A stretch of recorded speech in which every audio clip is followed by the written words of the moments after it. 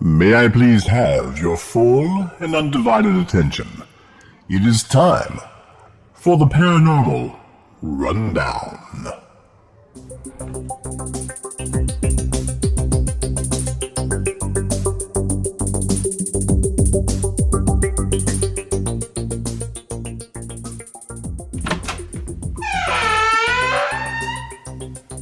Hello, this is Cedric Dankwell-Smythe.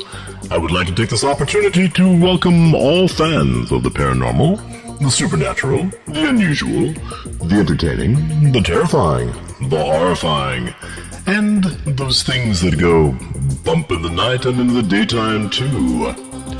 This is the one and only Paranormal Rundown, where the lads, the gang of nerds, choose from over 2,700 carefully curated paranormal topics. The gang of nerds have as their guest tonight Bert, the Dutch psychiatrist.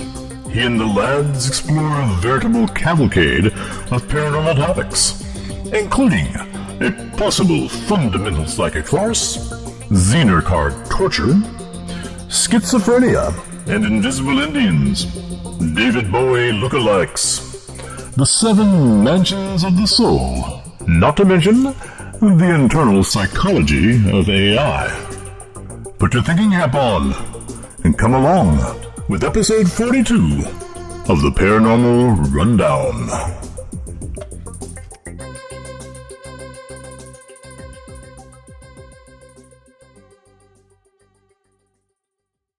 Hello, everybody out there in Paranormal Rundown land. This is once again Vic Hermanson, coming at you with episode 42 of the Paranormal Rundown.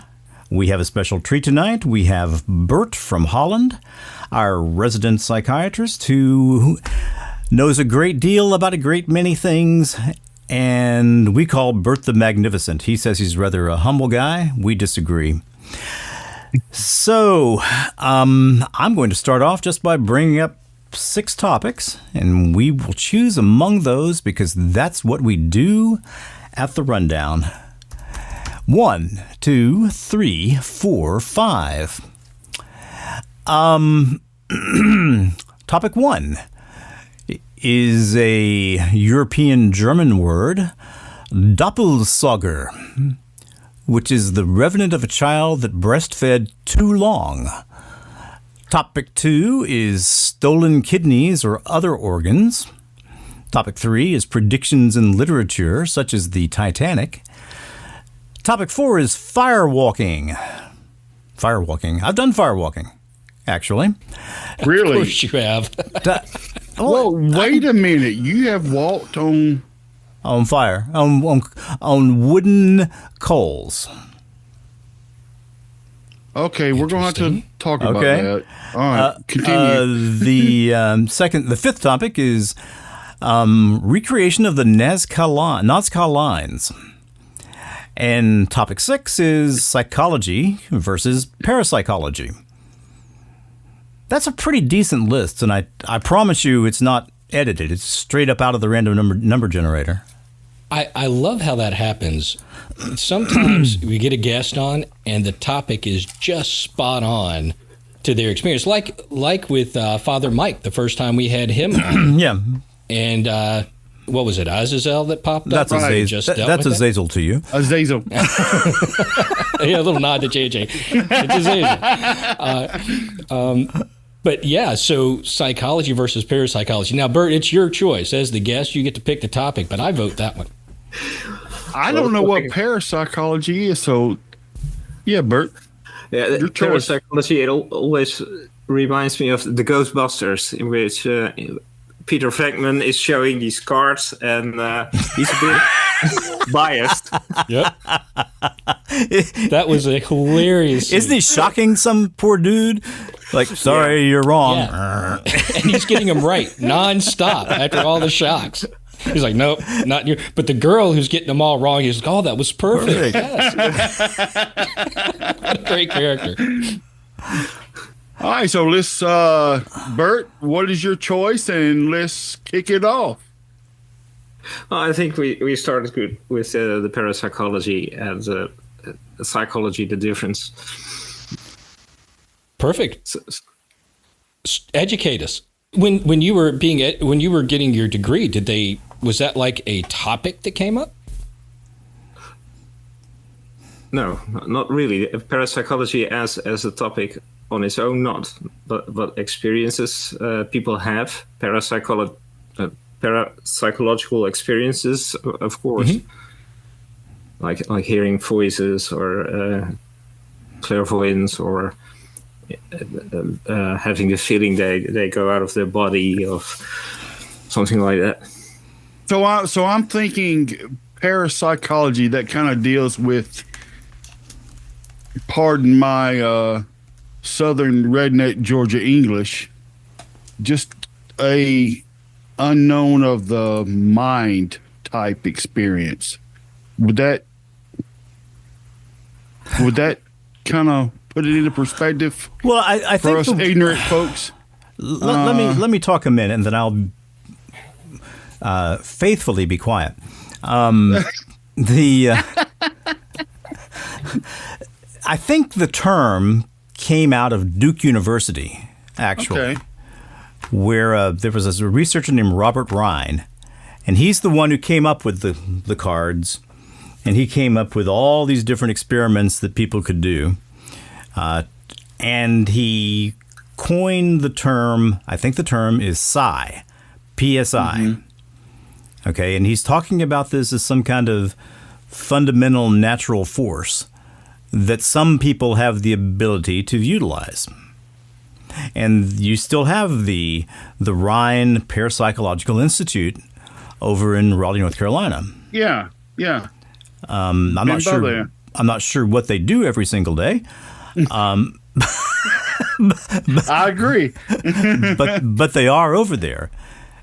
And then there was a TV show back in the 70s that was based on Robert Rhine. It was called The Sixth Sense. Right. Does anybody remember that TV show? That. I remember the movie. Yeah, I remember the movie. Is that the You See Dead People or I See No, Dead People? no. That was the kid who could see dead people. Right. No, well, that was movie. That was The Sixth Sense, though, wasn't it? Yeah, but the TV show. Title. Oh, TV show. Yeah, the TV show. No, I don't know that one. Was kind of a Twilight Zone sort of thing. Okay. Where they followed very specific things and phenomenon. A little bit scary, but mostly speculative about all these things. Oh, kind of like Believe It or Not. Believe it or not. Believe it or not. Well, yeah. and I put it a little bit into the category of mundane psychological connections. So, for instance, my mother, and this, of course, Bert, I mean, the research problems.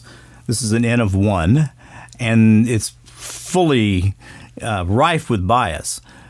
But you could take a child of hers that had been living in another city for a year and have that child drive over and come home, park a few houses down so she doesn't hear, quietly walk to the door, and my mother would be standing there at the door when the door opened. I mean, it was so evident among the kids that we started doing experiments about it. And she was flawless. Okay, she could always tell when one of her children was going to come home. So, I mean, I've never seen a study about that kind of thing, but it was a real phenomenon, at least in our family. And I'm assuming that in a lot of families, that kind of thing happens quite a bit. It's just like the picking up the phone, when someone calls you because you're getting ready to call them. That's a real phenomenon. Right. It does happen. And a lot of times it's to family or people you're super, super close to. What would you call that? Experience bias? I mean, of course you remember when that happens. You don't remember all the 300 times you picked up the phone. Well, yeah, but when I pick up the phone to call my mechanic is not trying to call me. So, but that's also studied at UVA, has a parapsychology department. Which, they're mainly devoted to reincarnation, aren't they? Well, that's the study that they're famous for. is their studies on reincarnation. But it's a whole parapsychology department. So, I mean, I believe they cover a much broader swath of topics. And this is about precognition, then, a version of it, perhaps. Yeah, that's exactly what that would be, right?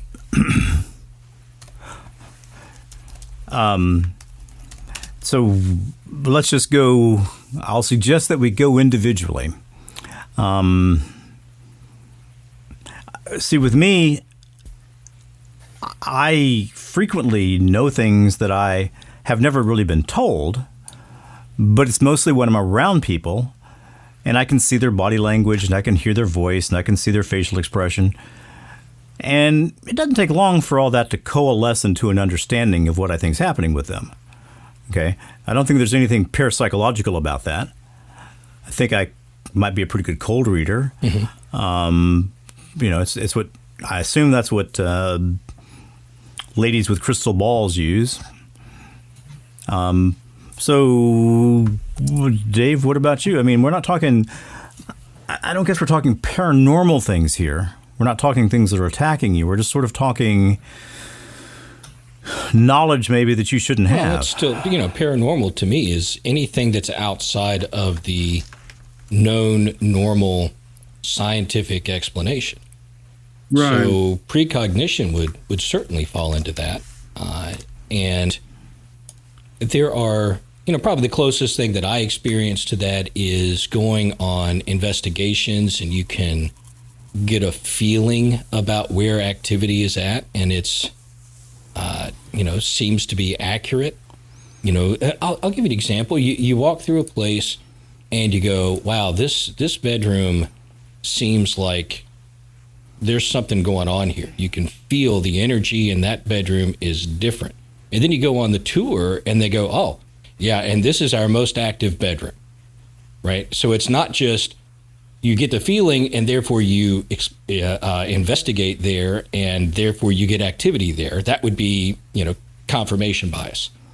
But you walk through it, you get a feel for it, and then the people that have experience there go, yes, this is where it happens without you even asking. So you do have feelings like that. And the more you investigate, the more you get into that. Well, for me personally, I agree with what Dave is saying, but from my point of view and my spiritual point of view, okay, I always have a problem with terminology. And that's where we get into the realm of spiritual gifts. And that's what I would call, and I get it a lot too with my background of words of knowledge. And that's where you can really pick up on the infernal type of things. And like you just said, Dave, this bedroom has 1, 2, 3, ABC. That is really a spiritual gift that does not need to be overlooked. But in my point of view, it just needs to be put in the right perspective. Mm-hmm. Where is the gift coming from? And I think 1 Corinthians chapter 12 puts that a lot in perspective. But there are a lot of spiritual gifts. There's words of wisdom. And sometimes we, just like the words of knowledge, there may have been something happening in this room and God will give you a specific word said, this has happened in this room. And then all of a sudden the person will pipe up and say, how did you know that? Mm-hmm. You know what I mean? Or words of wisdom, and it is not uncommon, but I think it really needs to be put in perspective sometimes. Well, and it's not all negative, right? If that makes sense. It's not all negative. It is by far not all negative, but I'm just using that in the way that a lot of our listeners can relate to. especially when it comes to, the sad thing about it is when a lot of people start thinking of the paranormal, they always think negative. And that is not necessarily the case. Well, that was one of the early questions I asked JJ when we started all this. I mean, yeah. Is there any joy in the paranormal? Oh, yes, absolutely. And to really drive it down, words of knowledge, and even when it may sound negatively, it can actually be positive. Right. Because it brings wisdom. Wisdom is the beginning of knowledge, if you will. And sometimes that knowledge that brings wisdom can help us and not necessarily point out a negative. Right. What's your points on that, Bert? You had a question. I don't want to lose that. Yeah. Because you talked about the spiritual information. Right. And I was wondering, how do you determine if it's from, let's say, the good side or the dark side at that moment? Well, that comes with, unfortunately, that comes with maturity, experience. Because I mean, even Lucifer himself, he was the angel of light, right? And when he fell, he could use a lot of that against God's creation, and so a lot of times, this information, it can be given in a negative way. Especially if the person is not into a position of maturity or experience, as Dave said. I mean, if you got some novice going out there searching for paranormal activity, I would say a lot more times than not, they don't know what they're getting themselves into just because they want to try to experience something. And they may have this feeling that comes over them, if you will. And those that gain maturity will know that feeling, if you will, is a lot of times the Spirit of God himself speaking to you, saying this or that. And depending on that maturity level, they can take it as, well, I know this is happening, so I'm invincible, so I'm going to jump in full force. Well, you just made a fool out of yourself. God was really telling you to step away. When Father Mike, when you're dealing with this stuff with, one of the, a person that's afflicted and coming to you, and you get a feeling for what's going on, because I know that's a case where you have something that's a precognitive type of experience, right? You have discernment as you're dealing with that. How discernment is a very key word there. Thank you for bringing that up. How do you test that to ensure that it is from God or from the demonic? Well, first and foremost, Dave, let me unashamedly say that I had my rear end handed to me several times. Right. Let's just go ahead and get that out of the way, okay? However, I have learned to line it up with Holy Scripture and the Word of God. Okay. Is what I'm hearing line up with the Word of God, whether good or bad? If there's any confusion whatsoever, and I hate to put it this way, because sometimes in our human nature, Bert, we can be confused. But if there's any confusion whatsoever, I negate it from the get-go. and I'll say, let's table this and come back. And I'm sure you've heard me say many times before, let's think about this for a while and let's come back to it. Or you have heard me say, let me pray about that. Let me meditate on that for a while and get back with you. Because all too often people will take things of the paranormal and these, I'll use the term signs, and then jump automatically when they should not be jumping, but be stepping back and saying, let's step back here. Let's get a full picture of what's actually going on. Because sometimes if we don't, we can do more harm than good.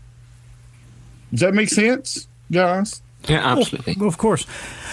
Bert, I feel a bit ashamed. I've been reading about Dutch parapsychology, and it turns out that Holland is actually important in the current world of parapsychological research. Awesome. Mainly at the University of Utrecht. And they talk about 5 particular people. Let's see. Tenhaeff. Tenhaeff, Henry von Prague, Gerald Crozet, Joop Houtkoper? How do you say that? It's Houtkoopr, so I think it's Houtkoper. And Dick Bierman. Bierman, that's one that I can say. Dick Bierman. I can get that one. Bierman. But the best term in this whole article comes right here. It's talking about later, Joop Houtkoper developed a hierarchical version of the OTs, which is observational theories, and wrote his dissertation on testing this theory. Bierman developed a global theory for all PSI phenomenon called, this is a great term, consciousness-induced restoration of time symmetry, that predicted time symmetry in the essential role of brain coherence. Big. The only thing I got to say about that is, what did you just call me?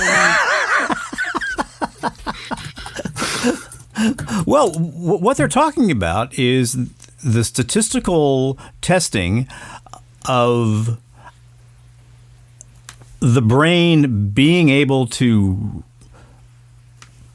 predict things both in the past and in the future. Oh yeah. Okay. I'm with you. And this whole thing becomes real turgid real fast. Mm-hmm. Just it's like, and I don't like when I'm trying to swim through waters where I can't figure out the way the currents are moving. And that's how I feel when I'm reading about all this. You've got to study this as long as Houtkoper has in order to really understand what's happening there. Well, that's why we got Bert. Boy, I wish our listeners could have just seen Bert's face. What, me? I know, right? What? What did you just say? When I was back at school, I had this teacher, of religion studies, and he had a course he took under Tenhaeff. He was an older man already, and one of the things, because I know that Tenhaeff did some paranormal investigations and also black magic investigations he was involved in, and he said you have to stay away from all that. And he was a really religious man, and he said you don't want to walk that path. Did he give a reasoning for that? He didn't want to speak about it. So I can imagine something did happen, and he was he witnessed something. He was pretty frightened about it. And he was very adamant. You should not go into that path, right? Because I was interested in it. Well, anybody young would generally be interested in that. Yeah, it kind of reminds me of. And guys, please forgive me. This is a rabbit hole, but since Bert brought that up, it just spurred a thought in my mind that I always thought about real hard for, I'm gonna say, the last 30 years. I've really wondered, and I'm gonna give you my opinion, and then but Nostradamus, we all know that name. Sure. And some of his practices in the way that he gained some of his prophecy, so to speak. You know what? I'm of a mind not to discount one, because I have, from my study, I've seen a lot come to pass. What's your view on someone like Nostradamus? Would you call that a mid-age prophet that really heard from God but used different methods, like the water peering? And, today's society would call that black magic. They would call it. It would be scrying. Or something. Most people would try to put some kind of negativity in it, and that's what I want some of us to get away from.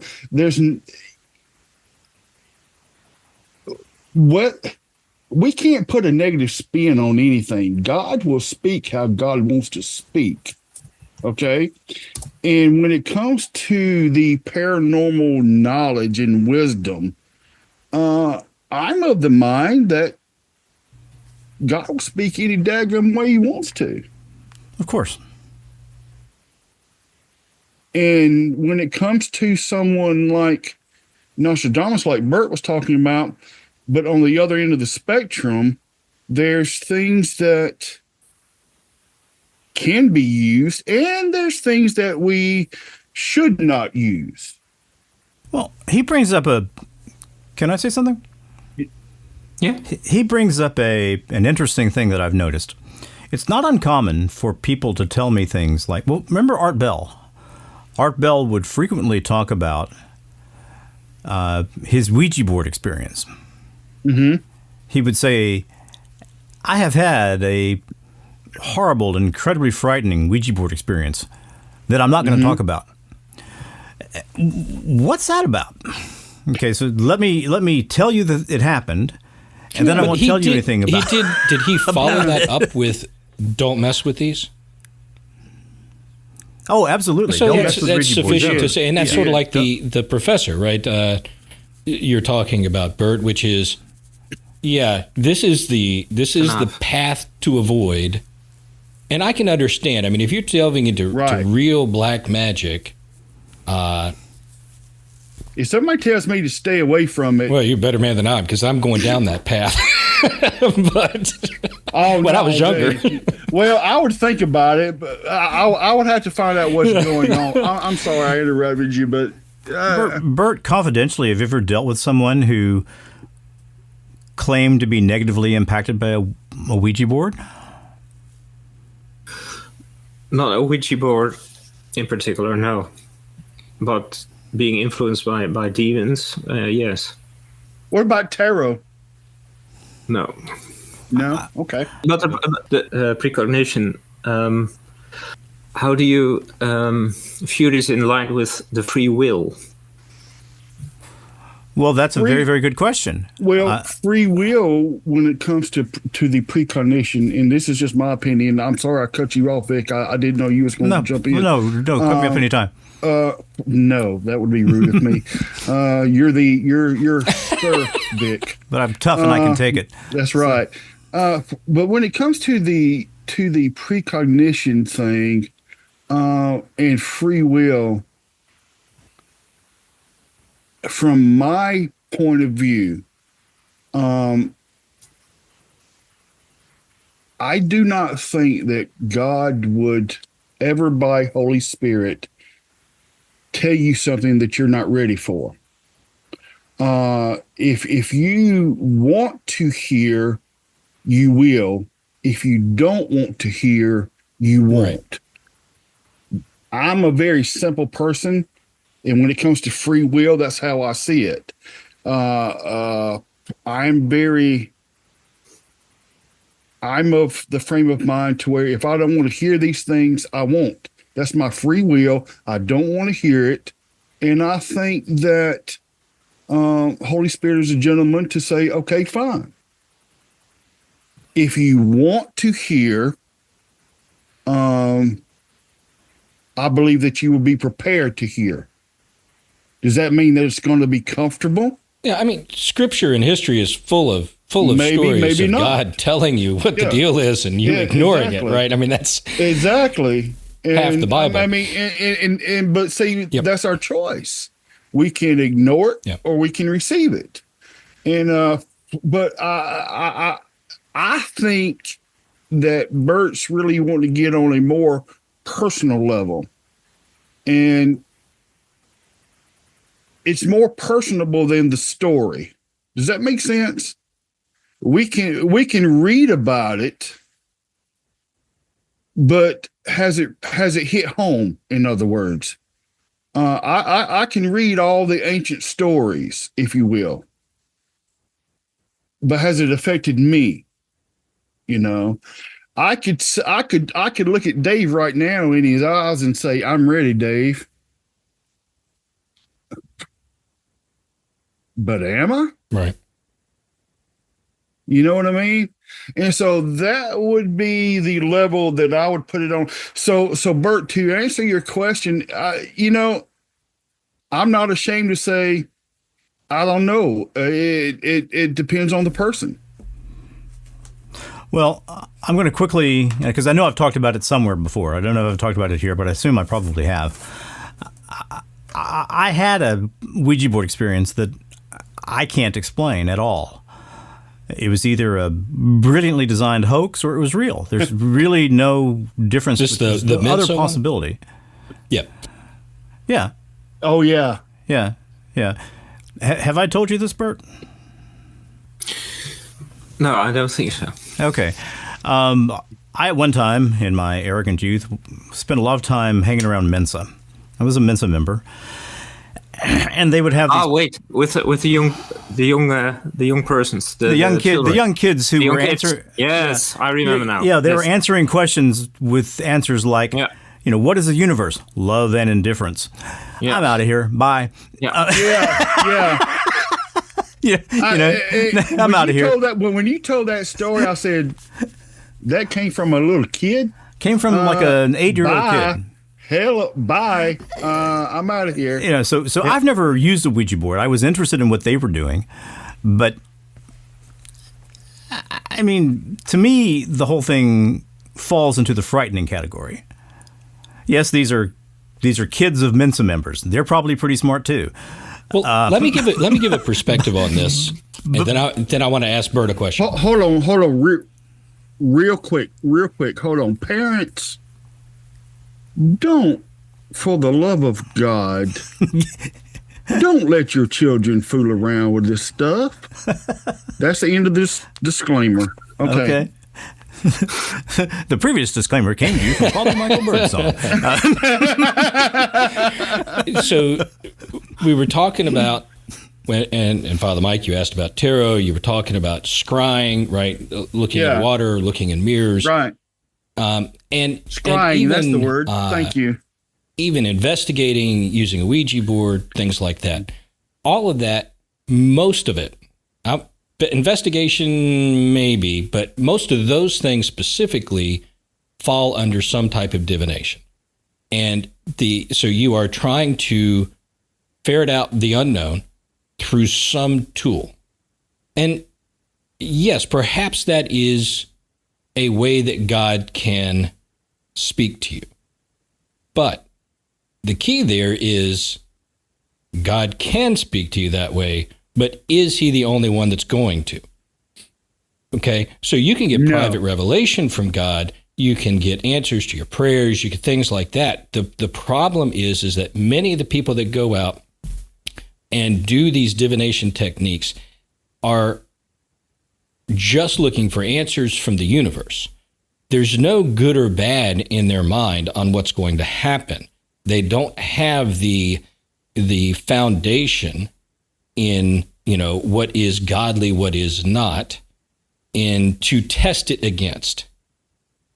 Okay, so Exactly. you test what Thank you. learn against scripture, against your history. Yes. Some kid who's 14 Yes. out there who's doing mirror scrying has no foundation, no example to test that against. Some kid who's 10 who's playing with the Ouija board has nothing to say, okay, this might be a bad thing, right? They don't have the experience or the foundation to guide how they interpret what they get out of that. So I can see where you could say someone like Nostradamus does some divination. Maybe he got answers from God. These things came true. At the same time, you've really got to be on solid footing on how to interpret those things. Otherwise, stay away from them. Exactly. And what a lot of people don't realize is that Satan himself can give you a positive answer. And present himself in a way that appears to be a positive way. Well, let's look at the beginning. I mean, this sounds so innocent, Bert. Did God really say that you would die? And see, he was speaking physically, but deceived Eve by those words. And that's the thing that we got to understand. And when it comes to people that don't know, the term ignorance is bliss. No, ignorance can kill you. And I'm not talking about in a physical way. I'm talking about a spiritual way. And it's very, very deceiving at times. So that's a line that you have to be very careful.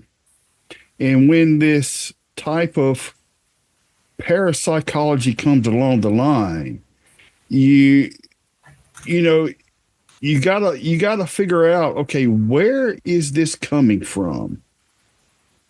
This unknown, this type of, I don't want to use the word attack, Dave, but that information, right? That revelation, right? Information in the mind, that revelation of the mind. Where is this coming from? From what background is it coming from? And okay. And one of my all-time favorite sayings is, it may seem good, but is it God? Right. That's a good way to phrase it. Hello? That's a good one. What I'm saying? Is it good or is it God?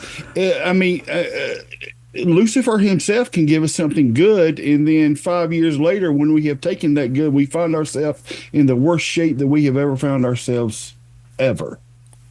And I'm not trying to turn this into a theological point of view, but it's something worthy to be discussed. Bert, I have to ask. I'm sorry. Go ahead, guys. When you have clients or patients, or what you were taught in school, actually, maybe compare the two, and they have experiences that are paranormal, positive or negative in nature.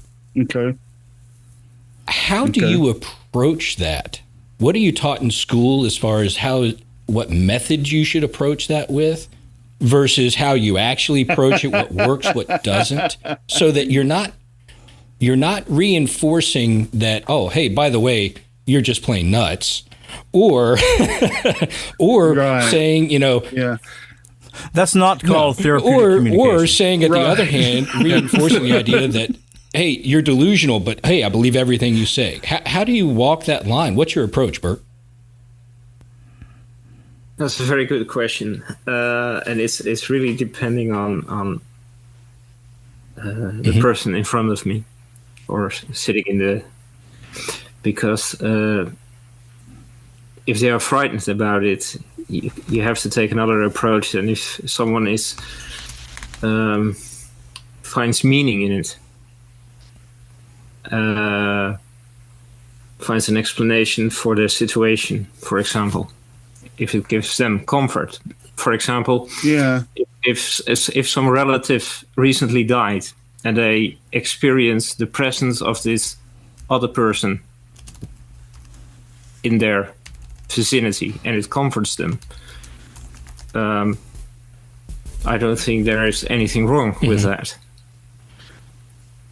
But if they are very frightened about certain experiences, they see dead people walking around in their house, and they are very frightened, then it asks for a different approach.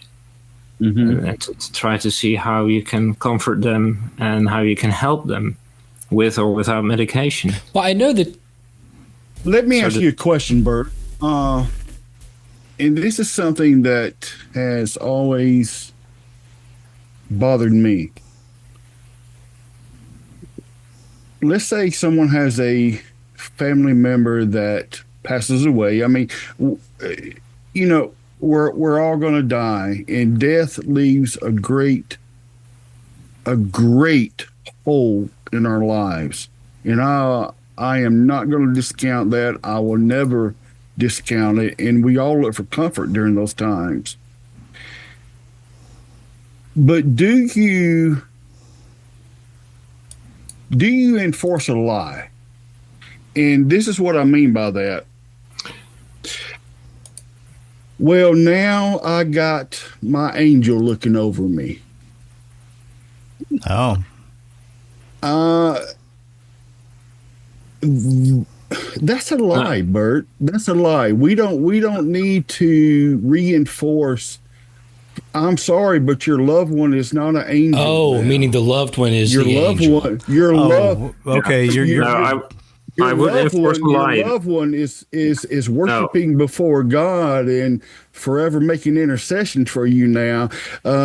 She's not looking over you. She's not some butterfly that landed on your shoulder. Where's the danger, and where does that stop in this positively reinforcing of a lie? Stop. Where do we?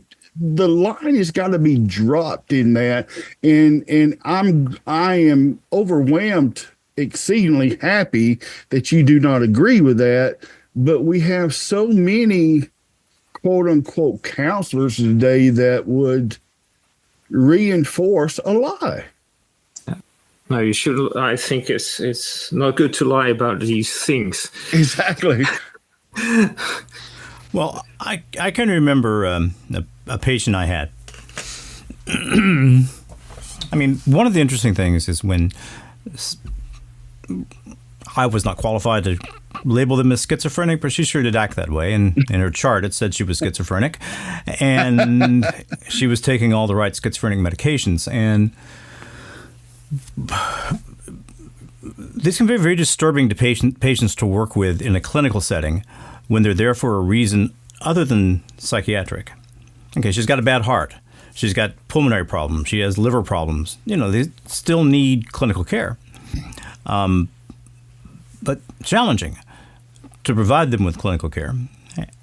And I can remember this one woman who I would walk in her room and she would glance at me, and then she would look over to the side and she would spend a lot more time looking here than here.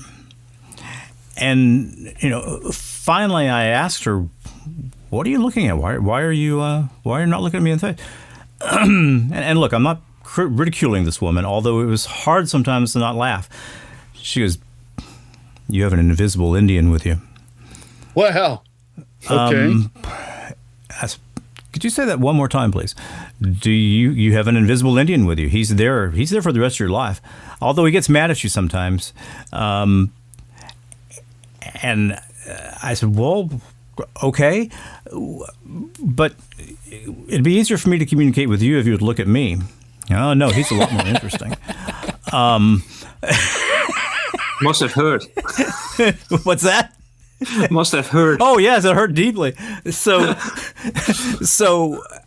in order to deal with her on a moment-to-moment basis, I just had to accept the fact that I had an invisible Indian with me. And she would even go through periods of time where she'll say, well, I'm not talking to you, but I'll talk to him. And then I would say, I mean, all I could figure out to do was say something like, well, listen, I can't hear him. Could you please relate to me what he's saying. And she would, but what was I dealing with there? I mean, I'm assuming I was dealing simply with a hallucination. Well, first, is there any Native American in your background? But there's yes. She might have been right. But there is, some weird little part of me that's saying, well, at least in her mind, she's experiencing something. She is. It's her reality. Yeah. That's her reality. So I was not going to be able to, in the 40 hours a week I had to work with her, get her to come into my reality. So I kind of had to switch to hers. Right. But I didn't do it very well. But I can't say that, there's no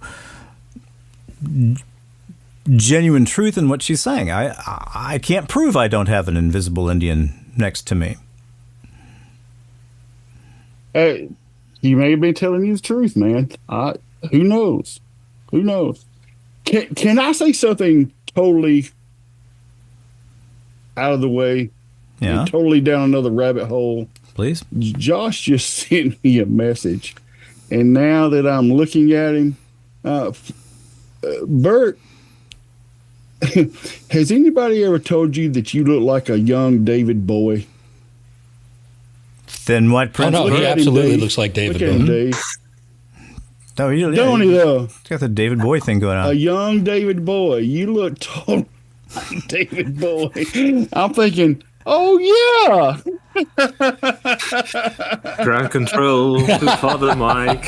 There you go. Everything like him. In control. Well, what you got control to Father Mike. The skill you've got to develop is you got to turn your face the right way and say, "I'll just you shut your mouth." And just you shut your dance, magic dance. There you go.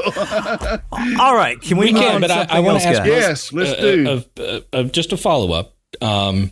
When you are dealing with patients, to the point that Father Mike made, you don't want to tell them a lie.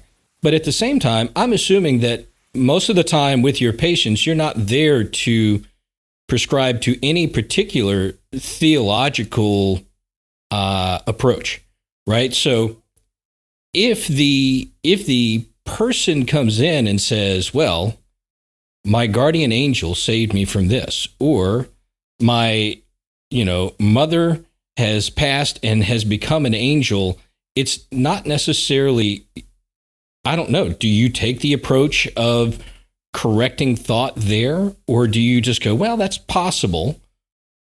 How do you handle things where there's nothing definitive about anything spiritual from a psychology standpoint, right? Great question. I think as a psychiatrist, you have to be also cultural sensitive, because different cultures can have different explanations of certain symptoms or complaints. And I'm trying to people come to me and they come to me for a reason.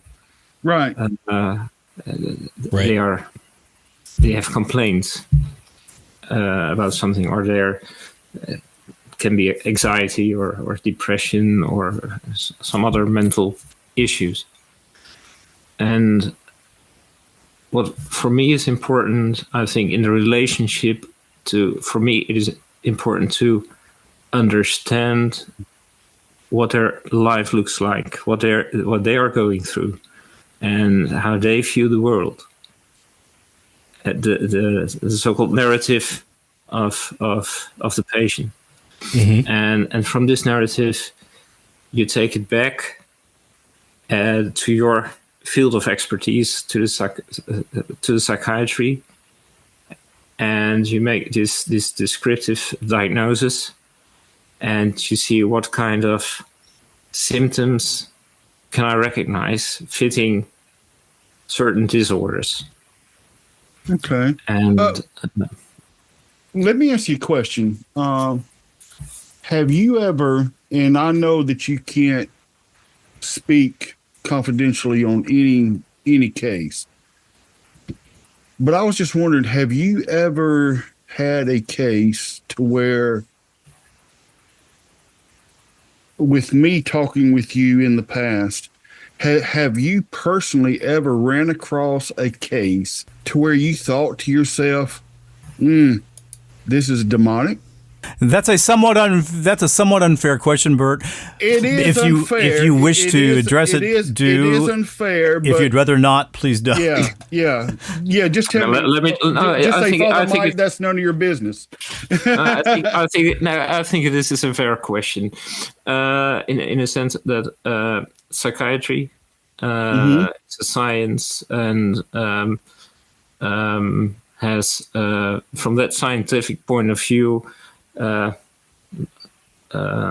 tries to classify, tries to diagnose, tries to treat with medication or therapy, and does not have the spiritual foundation on it. The education I've had, the knowledge that is in the psychiatric field does not have roots in or does not have the spiritual roots. I guess what I'm asking is your personal opinion besides your professional opinion. Yeah, and that's the second, because it's okay.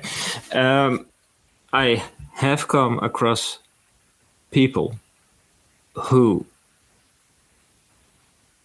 were not responding to any medication and were suffering as if they were going through a hell. Okay. And I can imagine that that in those circumstances that demonic possession, or that you say, well, that might be a model of explanation, that you arrive at that model of explanation. And I think that in the culture of Islam, it is more with the jinn. It is a bit more common. Right. Well, I mean, that's part of their normal day-to-day culture, at least among certain Islamic people.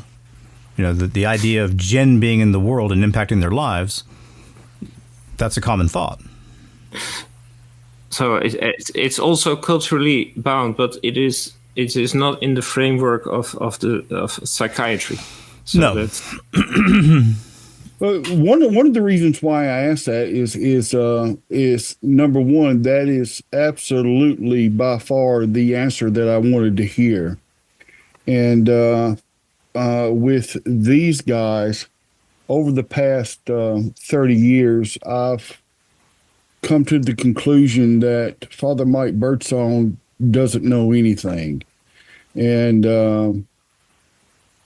I have even brought these guys in on, my God, Dave, how many occasions now? I mean, it's going crazy out there that I will privately, and they hold my confidence 100%, and discuss things with them, with other people that I'm dealing with, just to make sure that I'm not dealing with a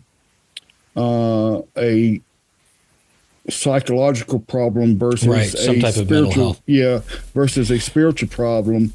And I am coming to find out, keep that thought, Dave, but I'm coming to find out that more and more and more, I am not discounting the psychological aspect at all. But from what I have faced, I'm going to say what, Dave, in the past 3 years, I'm coming across more and more and more spiritual attacks than ever. And it is, so I just wondered, that's the reason why I asked, not that you can say, but in your own personal opinion, are you facing more what you would call spiritual problems more than a mental issue? Or Well, Go ahead, Vic. no, I don't want to jump over Bert. Bert, Okay. I feel like we've done you a disservice here, and I don't mean to. And so I'm just going to. Oh, yeah. I'm just going to address it. I want to make sure. I mean, I'm selfish. I've got Bert on. I want to hear everything Bert has to say. Oh, yeah. I'm sorry. And I want to make sure that I don't in any way step on you. No. But you realize you've got 3 egomaniacs here. I know. True. Well, just let's say it differently. 3 people who really like to talk. Exactly. Right. So Rabbit holes. I can understand how we could very easily step on you. I So, do not want to take I would like us advantage of to you all kind of whatsoever. step back let's and make do. sure we're giving Yeah. Bert a chance to talk. Yeah. Because he's got more to say in this matter than we do. Exactly. well, there's a reason Definitely. I became a psychiatrist. It's because I like to listen more than I do You like to listen. like You know, that's really a wonderful thought if you think about it. Oh, there we go. This is don't wanna our take first advantage of paranormal you. rundown Exactly. therapy session.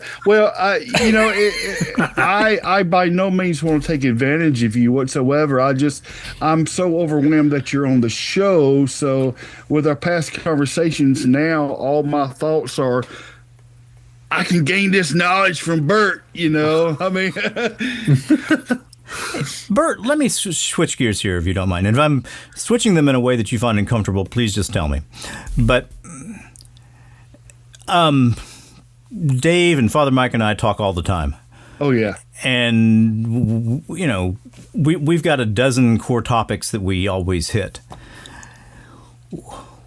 In the last 6 months or so, what has made, in the world of things we don't fully understand, and that's as far as we got to take it, what has occupied your mind the most? What have you found most interesting to read about, to look at, to think about, to speculate on? Oh, that's a very nice question. I've recently started a small course with regard to the soul. So that's something entirely different. Awesome. Well, Yeah. I've never had a course on the soul. Can you talk about that? Well, it's a bit about the mystical side of the Catholic Church. I would love to hear that. And I was interested in it because the concept of a soul, or the idea of a soul, is, well, there's a lot of talk about attacks on the soul in your Paranormal Rundown. Right. Yes. And so I was, what exactly is a soul? We're talking so easily about it, and we use that word so it's used very commonly. So I thought, I want to know, where does that come from, and how have other people thought about it? And it's very interesting how the mystics of the past thought about it. And fortunately, for is one of the mystics is Jan van Ruusbroek, and perhaps you know him, Father Mike, but he's a famous mystic from Flanders. And he wrote in old, well, it looks like Dutch, so I can a little bit read it, although it's in the Middle Ages he wrote it. But also the idea of a soul that comes from Plato, and how certain aspects have come into into Christianity. Because somehow we try to give words to it, but we cannot. Right. We cannot. But words fail. Correct. They do. So you have to somehow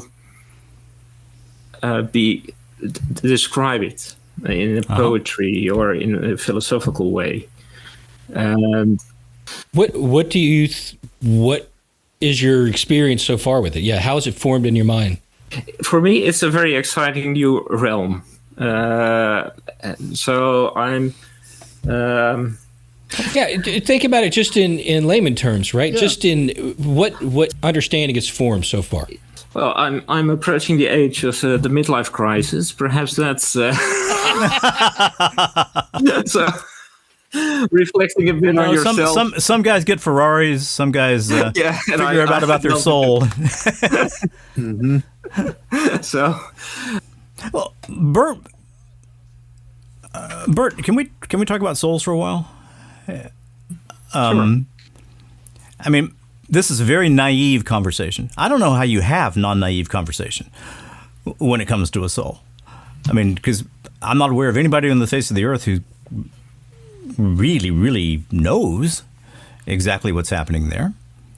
But I can say that since I was a little child, I have thought about these things. Mm-hmm.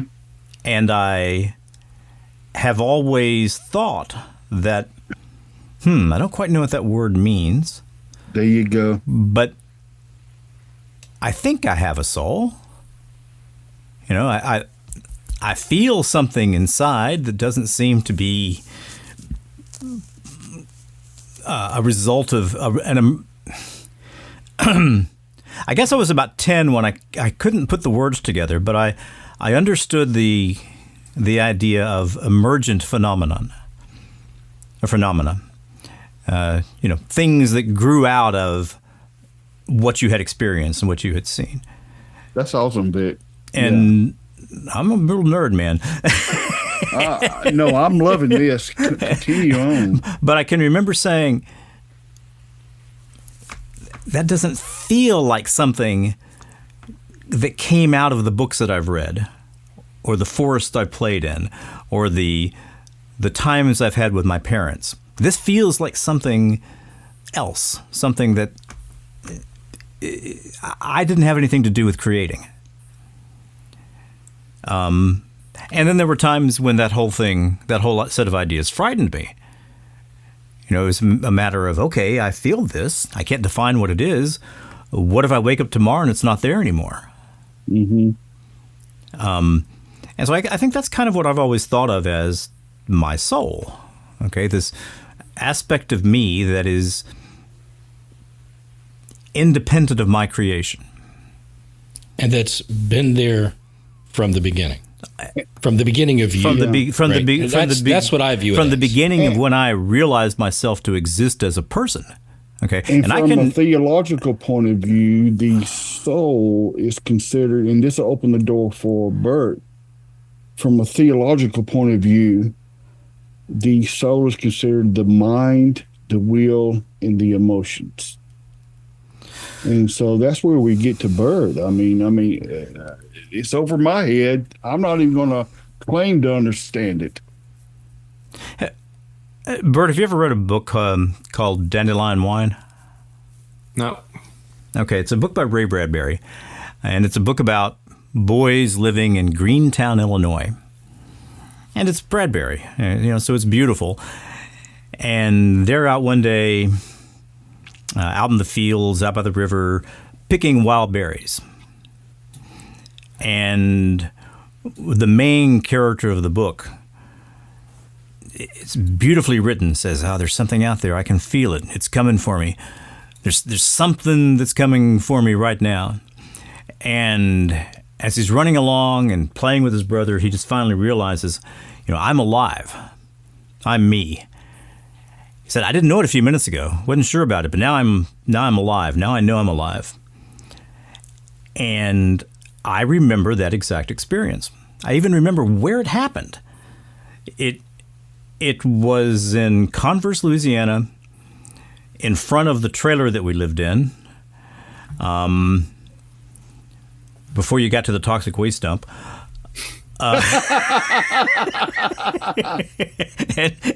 And there was a place I played out in the yard where I had dug tunnels, and there, it was a big dirt bowl. Well, sometimes there would be water that would fill up in that little bowl. And if I looked at it, I could see myself. Mm-hmm. And I remember that exact moment of realizing that Oh, well, I'm alive. I'm not my mother. I'm not my father. I'm not any of these other people around. I'm a unique being. What that bring to you when you came to that conclusion? Oh, I'm trying to envision this whole thing because I think it's pretty awesome. I mean, beatific joy. Yeah. I mean, just this, as much as a 5-year-old can feel beatific joy, it was beatific joy. But I think it's a very specific time. Oh, you were 5? Yeah. I was Even 5. at 5 years old, I'm amazed you remember it. And I remember everything. But to look into this bowl, well, but hear my heart. For you to look at this bowl of water and see yourself,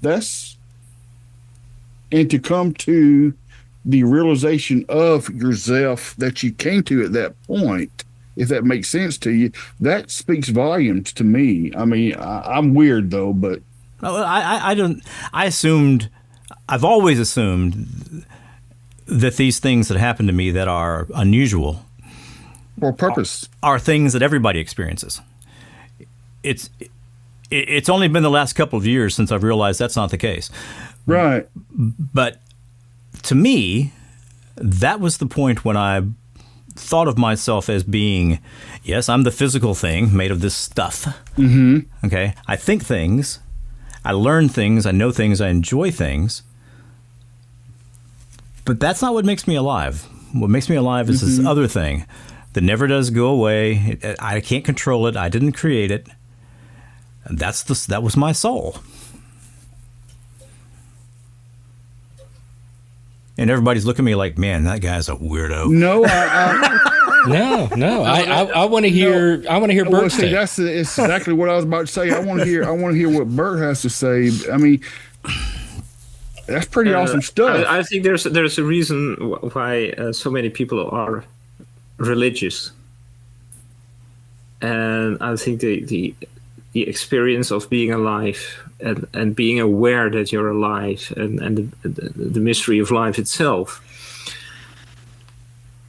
Mystery of life. That's a profound statement. And perhaps that's why those mystics have such an appeal to me, at least.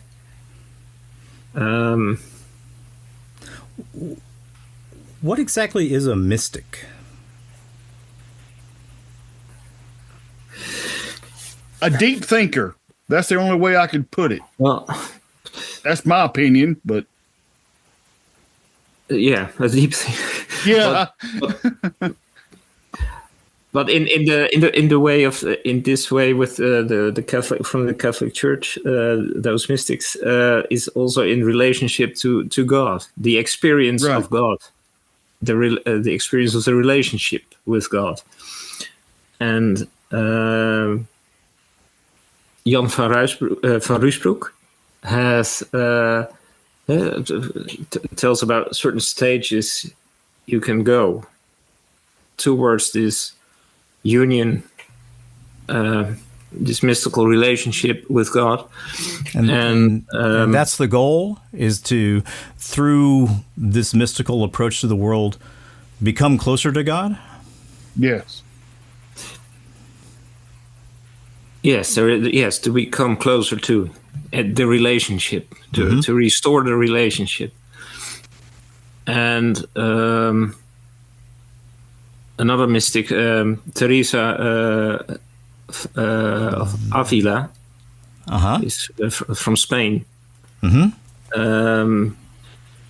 She wrote.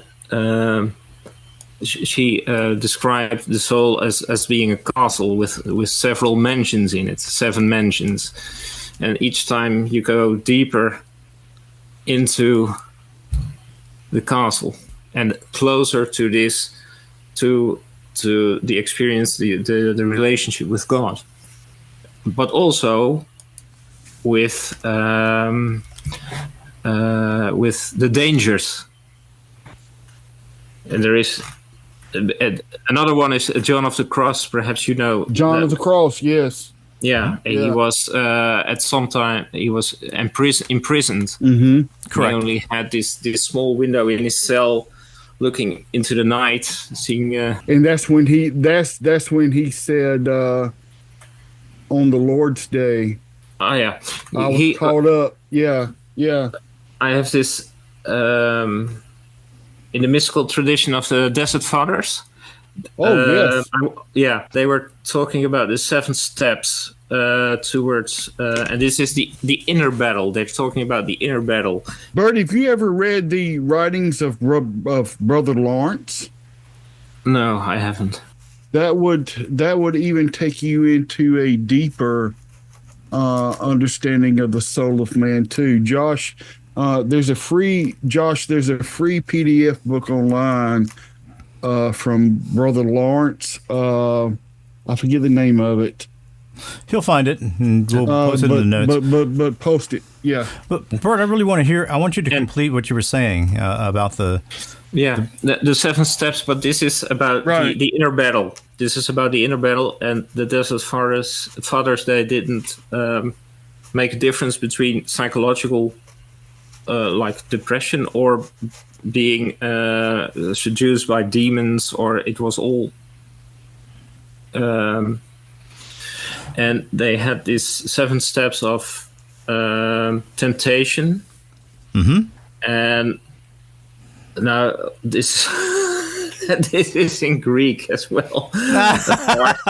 But these 7 they say, and I'm trying to pronounce it as good as I can. It's okay. It's proselypsis. That sounds pretty good. This is jumping towards earlier conversation about being demonically oppressed, and so this is perhaps an analogy of it. And the first step they recognized was proselypsis, and that's the moment when your thought, this moment where a certain thought or temptation comes into your mind. This is the reception of an idea. Okay. And without very important concept. Yeah. So, well, I have thoughts all the time, so a lot of proselypsis, I think, as well. But this is, of course, not the right idea. These are thoughts that aren't very okay. Well, I think one of the things you're trying to talk about there was the fact that, look, some of these thoughts are welcome. Some of these thoughts seem useful to you. Such as an idea of how to treat a patient. Some of these thoughts are very unwelcome. Yeah, and you don't you have not a lot of influence on what kind of thoughts bubble up in your mind. At least I don't have that much. Well, I remember sleeping at a relative's house with my brother. I was on the couch, he was on the floor. They had a shotgun up above the mantle on the fireplace. Mm-hmm. And the thought that popped in my mind was, oh, I could go get that shotgun and shoot my brother. I didn't want that thought. I wasn't going to go shoot my brother. Right. No. But the thought was there, and there was a certain negative psychological guilt just for having the thought. Yeah. A lot of people have these obsessive thoughts, or they can't set aside. So that's can be very painful then. The second step is the dialogismos, and that's the thought: shall I do it or shall I not do it? The way, the war, the decision around the thought. And the third step is the prosvoli, and that's the attack of the temptation, and at that time, it's like this hook. The thought is really hooked into your mind, in your reinforced. Yeah, and then it's becoming a battle. It becomes active. And the fourth step, is the syndasmos, and this is really with the temptation, and you really don't want it to have influence on your behavior, but it's getting more and more difficult to to go off that path.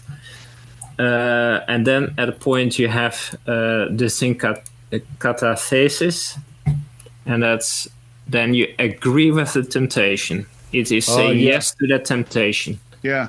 And you say, well, okay, I'm going to take that delicious cake, and I'm going to eat it all by myself, and I'm not going to share it. And the sixth step is the aichmalosia,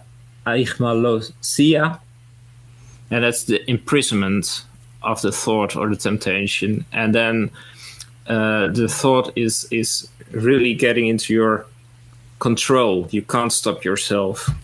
And then the pathos, and that is the disease or the ailment, the passion of the soul. This is the moment where the temptation or sin is becoming regular. It becomes a standard part of your life. Exactly. Exactly. And becoming a part of the identity, or it's ensnared you completely.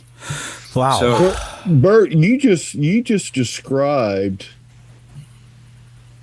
obsession, oppression, possession, and integration to a T.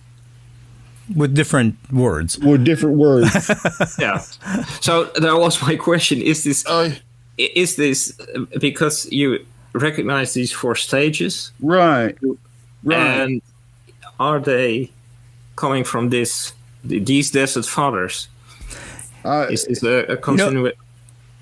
I don't know if it's the Greek language or the Greek culture, but there's a reason that so much philosophy comes from Greece.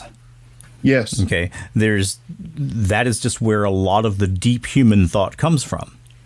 And there's a preciseness to it. For instance, when you're talking about love, they don't look at love as one emotion. They look at love as one of 7 or 8 or 9 emotions. Yeah, the phili, the eros, and the agape. Right. These are all very specific manifestations of love. And we can talk much more clearly about it if we can define it better. So the Greeks are really, really good at that. Aside from technology and the ability to communicate all over the world real fast, this group of people in the entire world doesn't know anything that the Greeks didn't know. The Greeks had figured all this out. Now, they didn't know how to make a space rocket. They didn't know how to deal with advanced nuclear power, this kind of thing. But in terms of the human experience, I think they'd pretty much nailed it. Everything since then is commentary. But that's one of the things that always just, I don't know, I guess the feeling I get is a feeling kind of happiness in that they figured it out. Then we have at least the mental capacity to figure it out in a different way later. But if we go understand it, we go back and look at it, then it's not different at all. Well, and Bert, so you laid out these 7 stages. This is based on the Desert Fathers, you said? Yeah. To take it back to what you were saying before, you were talking about the mystical experience. You said the 7 mansions, so there was a positive side to this as well, right? Yeah. Well, 7 is, of course, a very it's a sacred number. Yeah, it's a number of fullness, and so that's used pretty often, I think, in the writings. I think the writings are pretty difficult to really to fathom. I'm just perhaps scratching the surface of what they truly mean. So that's also why I have a lot of difficulties really explaining it, because I'm not mastering this content. Well, I'm just thinking you could turn this on its edge and apply it towards any positive thought as well. So these are subcomponents. Like, this is the process that a person would be tempted with, perhaps, let's say, towards demonic possession, right? There's there's a slow consuming of a person from one sin to another, and they would go through these, 7 stages. But you also have positive thoughts, maybe coming from the Holy Spirit, where there's hey, this is something you need to do to develop a better relationship with God. And you would go through the same, well, I listened to that, do I make a decision to do it or not? Well, maybe the Holy Spirit says, yeah, you really, really should do this, right? And now I'm really contemplating it, and then I'm accepting it, I'm following it, and then I'm integrating it into a part of who I am. I think the difference between the two is what is at the center. Is it me or the ego at its center, or is it God who is at the center? Very good. Very much. That may be the most important question ever asked on any of our episodes. Agreed. And I mean that. That really may be. I totally agree with you. Well, gentlemen, we have on this one subject an hour and 30 minutes. Shall we move on and? Can I tell one more? I would like to move on for the purpose of the rundown, but I'm so deeply entrenched in what we're talking about. And I am too. So many questions that are coming up. I am too. Go for it. And plus we have Bert. And so that's right. Another childhood story. When I was a child, about 7, I started going through what I have always thought of as really deep OCD experiences. Mm-hmm. Okay. And I had this incredible, I felt like what I was doing was sinful, was evil. Okay. And here's what I was doing. I'd wake up in the morning and there would be about a 3-minute period of peace where these thoughts weren't attacking me. And then I would spend most of the rest of the day ranking sounds by their hardness and softness level. G, b, d, f, s, ranking these sounds and then trying to put them in some kind of order and trying to associate them with certain things in the world. Then I would spend hours and hours and hours counting syllables that other people used. Hello, how are you, Bert? It's good to see you. And and I would keep track of these numbers of, Mom's had 4,250 syllables today, but Dad's only had 216. And then I would spend a lot of time also dealing with what I call correspondences. So if you take 2 steps on this side of the sidewalk, then by golly, you better take 2 steps on this side of the sidewalk. And not only did I feel guilty about it, I really felt like I was harming the world by doing these things. Don't know how. Okay, this isn't rational. This is just the thought of a child. Thank God, and I mean thank God, because I think that's where that came from. I did finally one day have the epiphany of, hey man, you're spending all of your mental time doing this bullshit.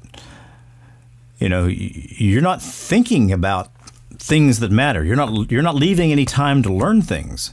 You're not leaving any time to deal with other people. You're just dealing with all this garbage in your mind. And I was able to get out of it. You guys ever, you like The Far Side, right? Yeah. The cartoon, The Far Side? Bert, have you ever seen that by Larson? Gary Larson. Gary Larson? Yeah. He does these funny, sort of one-shot cartoons. And there's the psychiatrist that's sitting in the chair, and the guy's on the couch, and the psychiatrist, the guy's just babbling on and on, telling a story about OCD stuff when he was a kid, and the psychiatrist, which is Bert in this scenario, is writing on his notepad, just plain nuts.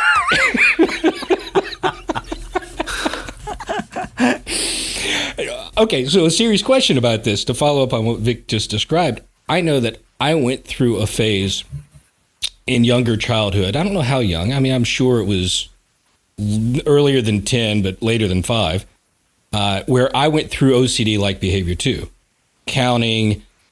Constantly counting things in my head, and all that stuff. Is that a normal part of childhood? Personality development in childhood that we all kind of go through? I think a lot of children go through it. And it's See, you're not just playing nuts, Vic. You're just playing normal. Yeah, sorry to disappoint you. Oh, I'm not disappointed. I'm not disappointed. No, I think there's, but it's. I can see it as I think being it's also a way to have. It could also be a way to have some sort of control of your environment, of sure, where you're. right. Absolutely. I mean, as a child, you're pretty helpless, powerless. Powerless. As an adult as well, but we rather not like to focus on that part.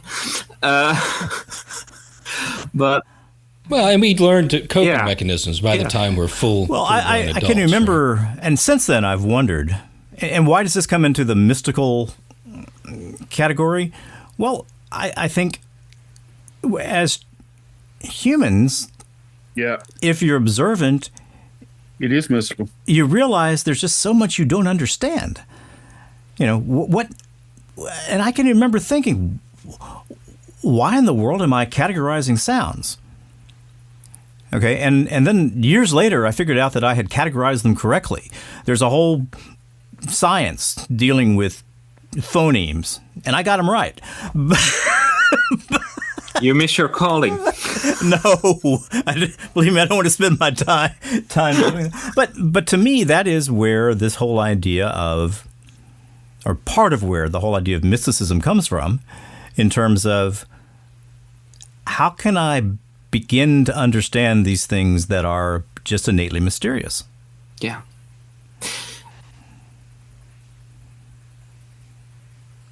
Thanks for putting up with the three of us, Bert. That shows some real guts.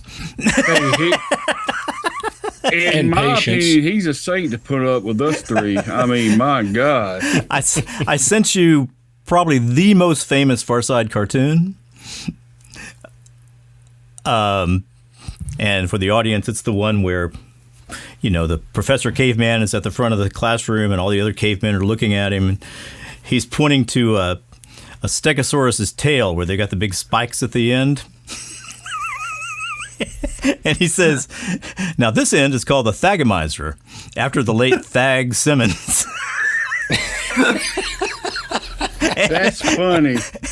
And do you know that the paleontological world has officially named that structure the Thagomizer?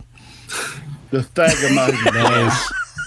That's funny. I used to have these things stacked all over my cube wall. When I lived in Cube Farm world, in the corporate IT environment, we'd put up cartoons all over the place. Another one of my favorites was the kid who's on his way to school and he's walked up the steps to the door and he's pushing on the door as hard as he can, and the door says pull. Right. But the real catcher is that above the door it says, such and such school for the gifted. He can't figure out how to open the door. Yep.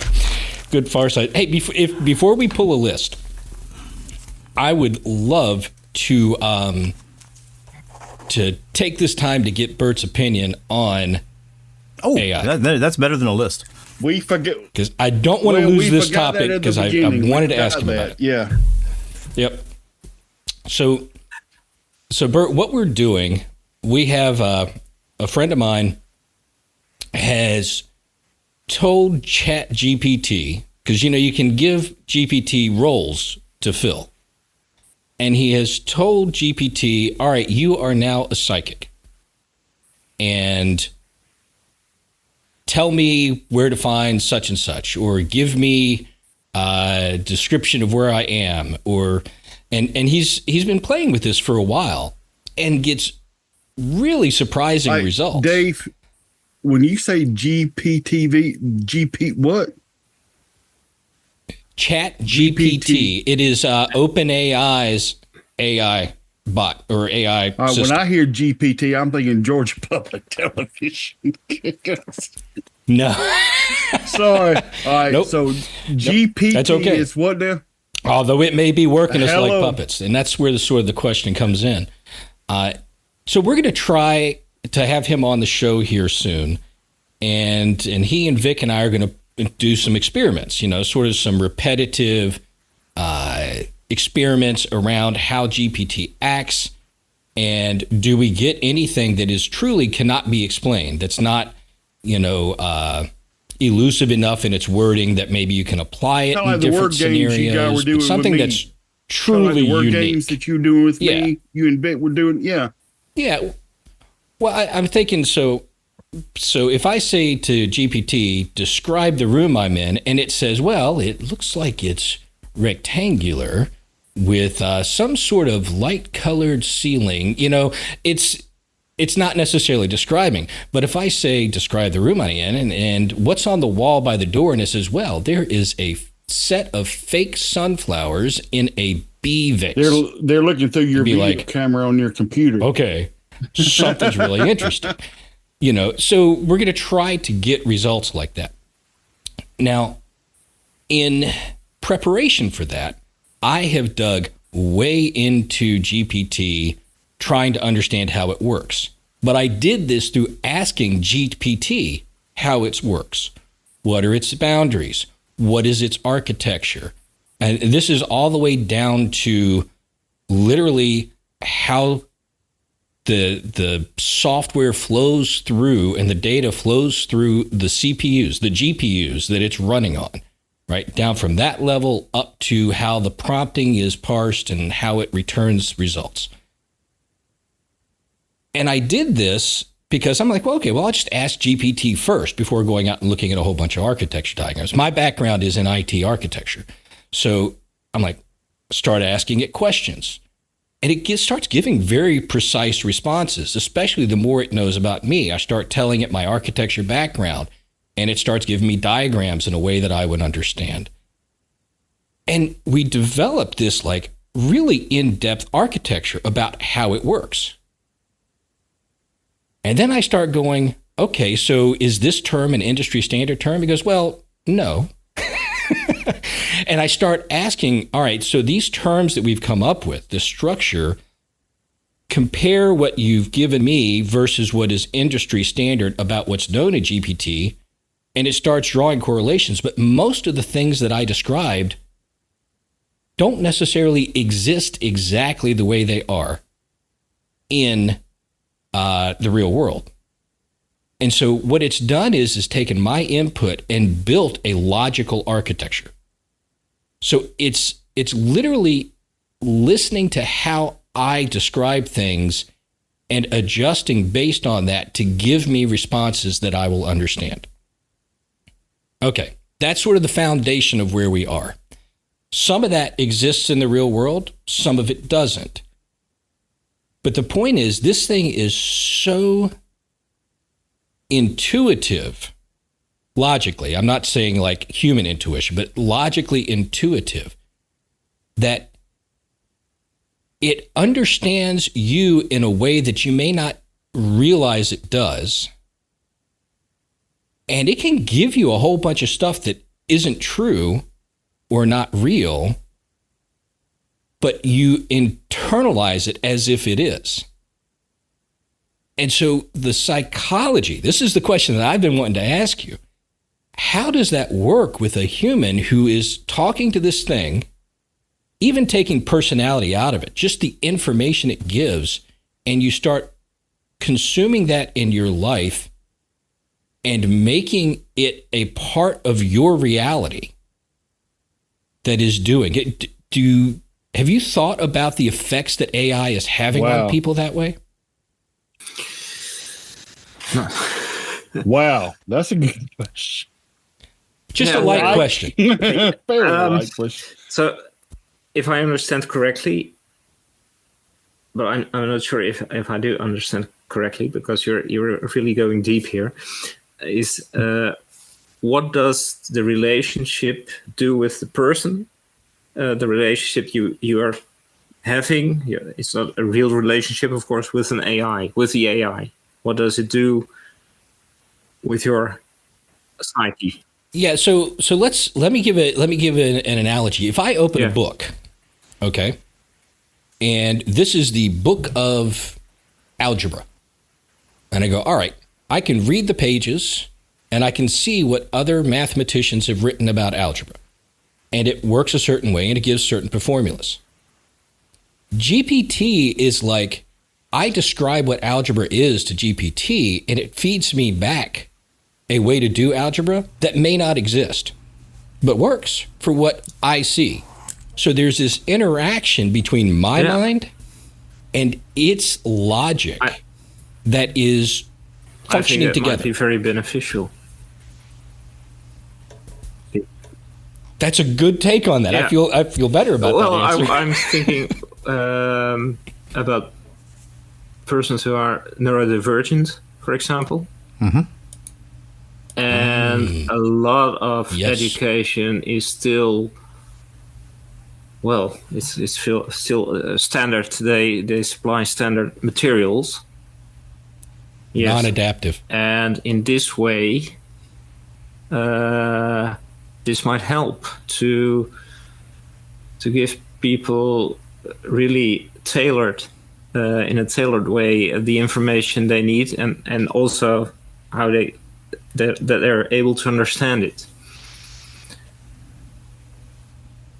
Yeah, I hadn't thought about that. That is a great take, Bert, because it really is, and the more you work with it, the more it understands you, at least the way I'm using it. And it is really tailoring its ideas on how I consume information. Yeah. And then I tell it, like, I want to know anything we come up with now as part of a standard command in it. I want to know, is that real, or is it something you've derived based on our conversation? Hallucinating. Because I don't have. And it talks about its own hallucinations. Because I don't have the medication if an AI is hallucinating.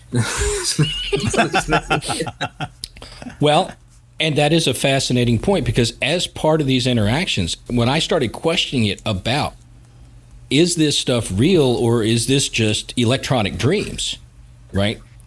And it brought up hallucinations in its response to me, and how to recognize them versus stuff it's derived. And also omissions. It isn't always complete. Right. Well, and it's not always accurate either. It thinks it knows, but it also sort of depends on how you navigate the logic in it. And it states it as facts. It brings us as factual.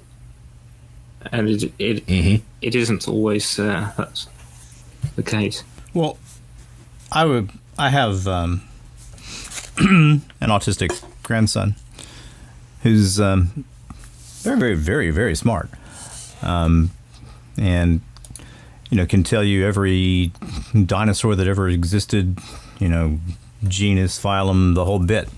But he can be very hard to teach. So I was wondering, Dave, have the people dealing with AI figured out any kind of feedback mechanism as to how effective the communication from the AI is to whatever target they're dealing with? Because I like the idea of that. I mean, I'm thinking it's an infinitely patient thing. It can take as long as it needs. Very interesting. So if what I understand that GPT has told me about itself, again, keep that as a caveat in the back of your mind. A lot of the stuff I'm working on verifying independently. But there's no real-time feedback into GPT about what your prompts and responses are, unless you wind up as part of a test group where they are capturing that information. And so that's a possibility. But the model itself doesn't adjust itself until it's retrained. So I think what you probably have are teams at OpenAI that are working with people who are in a beta scenario or in some sort of focus group, getting real-time auditable feedback on whether they were interacting in a way that made sense or not, whether it affected them. And then they would use that to adjust the training of their next run. Well, this has a great model. potential. Because Sonia also deals with a lot of quote unquote autistic spectrums. And if what you're saying is true, this can prove to be a very great tool to benefit people on that level, because most of them are very smart and they just need Agreed. some special attention to help them in certain areas. That impresses me, in my opinion. I think that would be a very great thing, despite all the, we're always going to have the negative nannies about AI and this and that and the other, but I think we have a great potential in that area. Well, in this case, go ahead, Vic. I'm sorry. In the last few days, I've read 2 articles talking about how one of the big, large language model AIs has started talking in many of its answers about the Virgin Mary. Okay. And this was not something that it was supposed to be doing. It's sort of this emergent behavior. And they don't know why it's happening, and they're trying to stop it. So apparently these LLMs, what's that? Nice. Keep going. I'm going to... Yeah, apparently these LLMs occasionally go off the tracks a bit and start talking about things that the creators don't really want them to talk about. I find that very interesting. That is. Kind of like a certain level of autonomy or possession. In theory, when the model is trained, it is nothing more than a series of tokenized values that it doesn't even understand from a text standpoint. It's just, text with IDs that are related to each other in a weighting, so that when you give some string of words, it tokenizes that, compares, and it gives a most likely response. Now, when the model is trained, those weightings are all set, in theory. And so there shouldn't be any way that it changes unless it is by the profile that you create and the interactions you have with it that set it to weight things differently. And most of that's not permanent unless you specifically make it permanent. But my trip down this rabbit hole started out with, okay, your GPT, if I wanted as a paranormal entity outside of, not a programmer, not anything else, I'm a paranormal entity and I want to influence how a response comes up to a requester at the prompt, right, to the user. The only way that you could adjust its values, because it doesn't rebuild itself every day or anything like that, would be through varying the temperature and electrical flow through the processors as the results are running through the model. And of course, you would have to know what to vary and fluctuate those things too, which a paranormal entity, like, say, God, could, to make Mary show up a lot. But otherwise, it shouldn't do that. Not without retraining. Yeah, because I used to, as a sort of a freelance side job, I helped train some AIs through a company, and we would sit there and wait for specific prompts for different genres and help research and make sure it was factual, rate the prompt, and then send it in for finalization. Boom. And that would be go into the training of the next model? Yep, for the next patch rollout for it. Yep. Makes sense. So the fascinating to me part about this is everybody's worried about AI, spinning off and taking over the world in, Terminator 2000 way, right? I don't think that this technology is even capable of doing that because it doesn't have autonomy. Christian world saying, "Oh, it's the Antichrist." Oh my God. Well, we had a great theory about that, but again, that would be a general AI. That would not be this type of AI, not a large language model. But where I do see the risk of these things is the blind taking it on faith that what it gives you is accurate and in your best intent. Just like modern day media. Exactly. Oh gosh. Exactly. Yes, very right. much so. I mean, my God, folks. I mean, I want to look at some people sometimes and say, "You have a brain, use it." I mean, you can't take. But it's difficult too. We still got to. In other words, what I'm trying to say, Dave, is I can't depend on AI to make my everyday decisions. Mm-hmm. And some people, you shouldn't. You shouldn't. Some people look at this type of stuff to think for them. I think Vic may even back me up on this one. I think the art of thinking for yourself is suffering. Oh, yeah. There is. Hell, that's been happening for years. Yeah. But anyway, you know what? This is a PRD to go down in history. We have been on one subject for 2 hours. Let's have one more subject. I think that's a good idea. Thanks for entertaining my analysis there, Bert. All right. So do you want to just do a regular run? Or you want me to cheat? Don't mind me. Do a regular run. See what pops up. You do what you want to do. Spin the wheel. Okay, let's spin the wheel. 1, 2, 3, 4, 5. Okay. All right. I'd say this is a good spin because the first topic is the Bullebak, which is a Dutch troll that lives under bridges. Cool.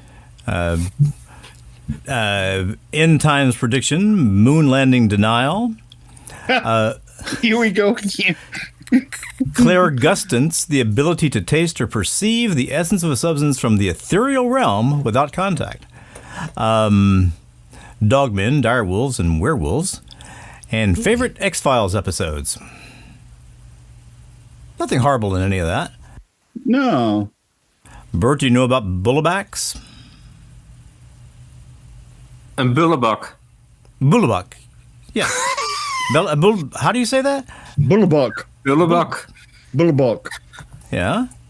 Okay. I mean, go is that for the it. sort of thing that grabs you when you're trying to go across the bridge, or do you have to pay a toll, or what do they do? Well, it's an old story. It's a how you say it? Fairy tale. Yeah. Folktale. Like a boogeyman. Yeah. But it's more used in these days as if you're a bullebak, then you're a bully. Oh, okay. Okay. Gotcha. Okay. Yeah. So and it lived in water. So it helped to keep the little children away from the water, so they wouldn't drown. Of course, fall in and drown because no one could swim in those days. So don't come near. There's the bullebak. And grab you and drag you to the bottom. So, but it isn't. It's not like the Jedi or something. Yeah, Okay. Yeti. Sorry, Like yeah, Yeti, like a Bigfoot Yeti. type thing, right? I like No, that it's because not. It's not actual. Not. Yeah. Well, you heard it here. Bert says that Yetis are Bullebaks are actual not, creatures, yes. and I thought they were Bullebaks cups are and coolers. Well, I mean, I've always, since being a kid, I've always liked the whole idea of the troll under the bridge. Me too. You know, right. you got to pay a toll. You got to give it some candy. You got to give it some gold. You got to do something to get across the bridge. Otherwise, it'll eat you. Yeah. That's one of my all-time favorite subjects. I have, ever since I had those couple of strokes, I'm big on audio books instead of reading. Mm-hmm. And I've always been a great fan of the fantasy stories, and I just love that type. And one of the books I've been listening to recently is I want to say the writer is by the name of Morgan Rice, and the Forsaken Prince series. And if you can find it, I would listen to it. It's just so awesome. Those type of stories they just intrigue me, and they just take me to a new place. Does that make sense? Sure. Yeah. And I just love those types of stories of the trolls and the dragons and the sages and, Hobbitses. Yeah, I mean stories like The Hobbit and Lord of the Rings and all that kind of stuff. I just love that type of stuff. How about Conan? I've never read that or listened to it. I mean, of course I saw the movies. I mean, but that does not do anything justice. I'll have to check that out. I read one of the books when I was a teenager, and I never got into it. But Robert Jordan, who wrote many of those, is who wrote the Wheel of Time series that I What like so about- much, yeah. What about and you guys know I'm a great fan of Star Wars too, but I think Josh likes it. I've never really paid attention to, what is it, Josh? Dune. Dune. I love Dune. The Dune series, yeah, it's awesome. I've never really paid attention to that one though. I need to get into it, I guess. Well, can I give you? And then I've got something I want to ask Josh. I mean, not Josh, but Bert. I'll ask you something too, Josh, if you wish. But no, the Dune is a great thing. You would, I think, particularly love it because it's this huge, overarching story that has. It's definitely a theistic world. Okay, they believe in a god, but there are all these manufactured religions that were manufactured for a specific purpose. Okay. And so Dune is, first off, the name of a planet, Arrakis, where there's no rain ever. It's all desert. And there are these huge sandworms. Yeah, I saw the movie when I was a kid and remember playing the video game back in the early 80s. Yeah. The new ones put the old movies to shame. But the new movies are but the books way, put them way all better. to shame. Okay. Oh, absolutely. Well, that's your own world up here.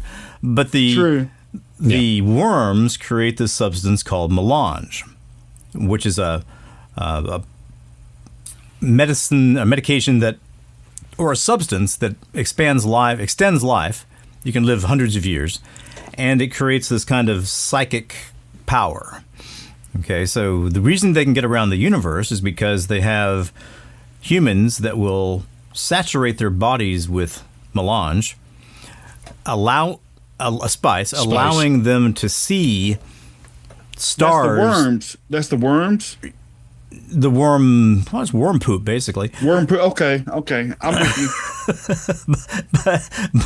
but the melange, the spice allows them to see a safe path to travel at faster than light speeds, so they can get to other planets. Now, that's 0.25% of what the books are about. Like Ender's Game. Traveling between different worlds. Believe me, I think you would love the books. Definitely worth a shot. Are there any books like that, Bert, that I was going to ask Bert, what's your favorite original? book or books are? I'm just reading the saga, the Dune saga at the moment. Oh, wow. Which book are you on? Excellent. Heretics. Oh, okay. Okay, you're pretty far in. Do you find yourself ever thinking in your mind about what Leto II looked like?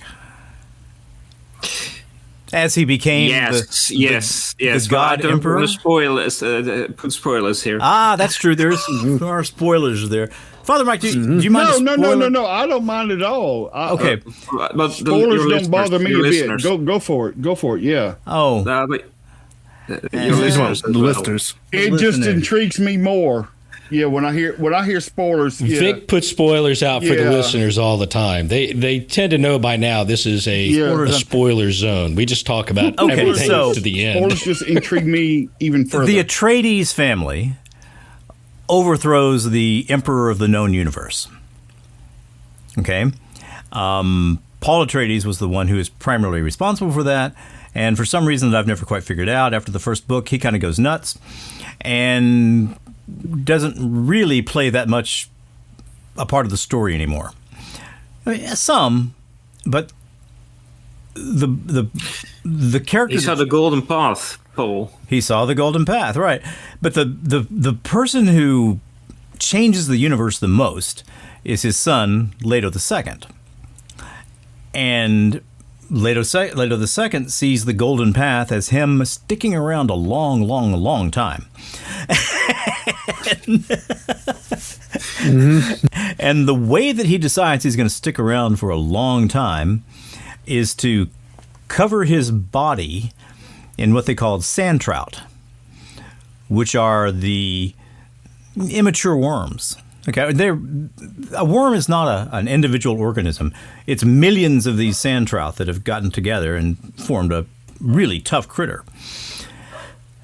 And so Leto is covered head to toe with these sand trout, and he's fast, he runs, he's strong, he has all the psychic capabilities that melange can give you.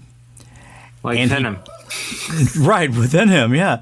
And he turns into something other than human. And of course, you'll see artists talk about what he looked like. I think they all get it wrong. But we do know he was big enough to, if he was pissed off at you, he could just roll over you a couple of times and you're no longer a problem. He was fast. Very, very, very fast. And there's another aspect of the book that I've always found fascinating, because it's in itself very mystical in my mind, and that is Duncan, Idaho. We have Duncan, Idaho was an original person. He's killed in the first war they encounter, but they keep cloning him or making golas of him, genetic copies. And they kind of add abilities to these genetic copies as time goes on. But Leto II always wants a Duncan around. And so the Bene Tlilax, right? Bene Tlilax are the ones who create So these are genetic engineers. And they've always got Duncans in reserve. It's all about the genes. Also with the Ben Gesserit, it's all about the genes, right? Genes. Okay. Yeah, the purpose of the whole the purpose of the whole society is to breed this being called the Kwisatz Haderach. Okay, the sort of super being. They finally do, but not in the way that you think they will. But a Duncan is always around Leto the Second, and the Duncans always betray him. And Leto's fine with that. Leto's fine. Like, another Duncan betrayed me. Okay, bring the next one on. Make another one. I'll just make another one. Duncan is not a person; it's a tribe. No, Duncan. No. Oh, No. It's a person that keeps getting cloned. Okay, and he keeps getting cloned. Okay. Anyway, look, there's really not another novel that I can talk, or set of novels that I can talk about that's exactly like Dune. Wow. It's a different kind of thing. That's true. I'll definitely have to check it out then, because I've started to many times, but I'm like, I don't know if I didn't, but from what y'all saying, I'll enjoy it. I'm definitely a sci-fi fantasy type guy. Star Trek, Star Wars, the old school literature about the dragons and the mages and all that kind of stuff. I love it. Did any of you ever see the horrible movie, and it really was a horrible movie, made me mad, Battlefield Earth? I think I saw it once. You saw it, Josh? Anyway, it's a horrible movie. I mean, John Travolta made it as a it is Scientology thing. Yes. But there was a book written by L. Ron Hubbard called Battlefield Earth. And the book is awesome. His religion less so. Exactly. So. Exactly. But the book is... Is Scientology big there, Bert? Is Scientology big there, Bert, with stars and people in Holland? No. Mm-hmm. At least not that I'm aware of. No. I think they're smarter than that there, huh? No. So who's got something we can close out on? Oh man. It depends on if you want to get into another topic. Well, you guys just come up with one. Well, there was another on that list that I thought was interesting. I'd love to understand, but Bert may need to go. I'm you sorry go, to interrupt, but I have to leave. Very well. In a few minutes. Okay. Well, Bert, then let's devote the few minutes we have to telling you how grateful we are that you've taken the time to be with us. Yes. And I mean that very sincerely. Yes. They may not. But I do. No, it's always great to have you on. You bring an insight and a type of knowledge to the show that nobody else does. And you don't really ridicule us. Which absolutely. And what I would like to do, Bert, and these guys would thoroughly enjoy it. I would like to have you soon, and we'll set it up. I would like to have you very soon on a ETC episode to discuss the soul of man, the mind, the will, and the emotions. And I would like to hear from a personal point of view, what do you have to say about that? And because of what you're looking into and what the class that you were talking about, I would like to hear a lot more on that. And when's the class over, Bert? It would. Wait, did you ask when is the class over? Yeah. How long is the course you're taking, Bert? I think about that? 2 months left. Yeah.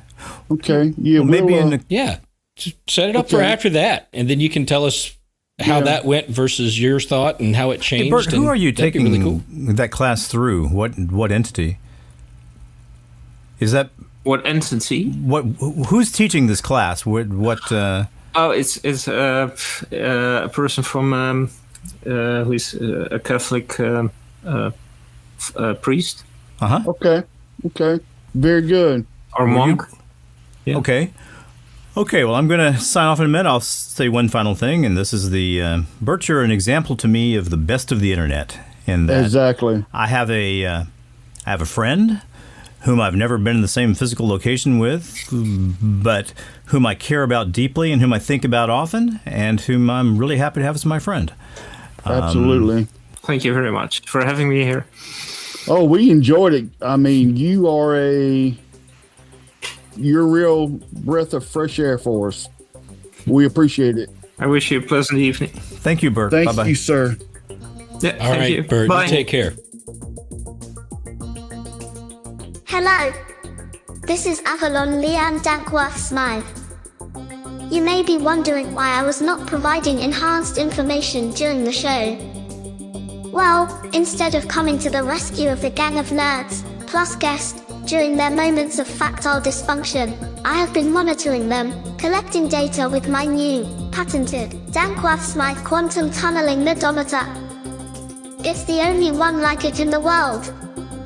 Disturbingly, the level of nerdosity during the recording of episode 42 never dipped below 92 megapoindexters.